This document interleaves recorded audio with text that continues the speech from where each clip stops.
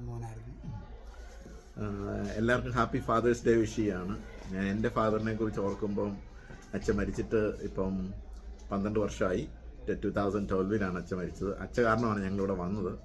അച്ഛയുടെ സിസ്റ്ററാണ് ഞങ്ങൾക്ക് വേണ്ടി ഫയൽ ചെയ്ത് അച്ഛയെ കൊണ്ടുവന്ന് അങ്ങനെ ഞങ്ങളിവിടെ വന്ന് 2001 2012 കാലിഫോർണിയ വെച്ചാണ് അച്ഛൻ മരിക്കുന്നത്. എന്നിട്ട് ഞങ്ങൾ അച്ഛയെ നാട്ടിൽ കൊണ്ടാണ് അടക്കിയത്.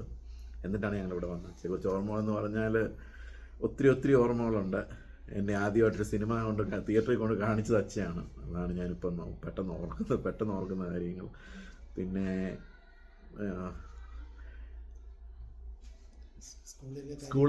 സ്കൂളിലൊക്കെ എന്നാ പറയുന്നത്, സ്കൂളിൽ പേരൻസിനെ വിളിച്ചുകൊണ്ട് വരാൻ പറയുമ്പോൾ അച്ഛയാണ് വന്നുകൊണ്ടിരുന്നത് സ്കൂളിൽ.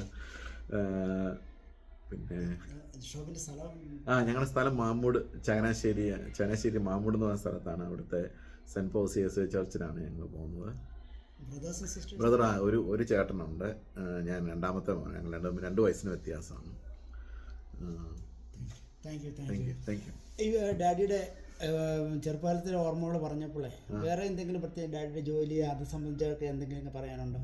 അച്ഛൻ്റെ ജോലി, അച്ഛൻ നാട്ടിലൊരു നല്ലൊരു കൃഷിക്കാരനായിരുന്നു. അങ്ങനെയാണ് അച്ഛൻ. അങ്ങനെ എനിക്ക് തോന്നുന്നു 7ാം ക്ലാസ് വരെയൊക്കെ പഠിച്ചിട്ടുള്ളൂ. പക്ഷെ വീട്ടിൽ ഞങ്ങൾക്ക് പയറും അങ്ങനെ പശുക്കളും ഒക്കെ വളർത്തിയായിരുന്നു ഞങ്ങൾ നാട്ടിൽ ജീവിച്ചുകൊണ്ടിരുന്നത്.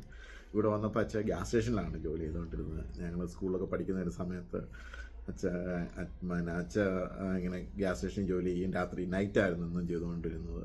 പിന്നെ മമ്മി കുഞ്ഞുങ്ങളെ നോക്കുമായിരുന്നു. അങ്ങനെയൊക്കെയാണ് ഞങ്ങൾ വന്നപ്പോൾ സർവൈവ് ചെയ്ത ടൈം. അച്ഛൻ മരിച്ചത് പെട്ടെന്നാണ് മരിച്ചത്. നമ്മൾ സംസാരിച്ചുകൊണ്ടിരിക്കുന്നതിനിടെ പുറത്ത് നടക്കാൻ പോയ അച്ഛ തിരിച്ചു വന്ന് അങ്ങനെ കസിൻ്റെ കൂടെ പോയപ്പോഴത്തേക്കിന് വേദന എടുക്കുന്നെന്ന് പറഞ്ഞ് ഇരുന്നപ്പോഴും പുള്ളി അങ്ങ് പുറകോട്ട് പോയാൽ അവിടെ വെച്ച് മരിക്കുകയായിരുന്നു പെട്ടെന്ന്.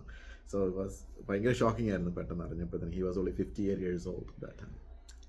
ഈ 2024 ഫാദേഴ്സ് ഡേയിൽ ഫാദറിനെ ഓർമ്മിച്ചതിന് ഒത്തിരി നന്ദി. Thank you Shobin. Thank U.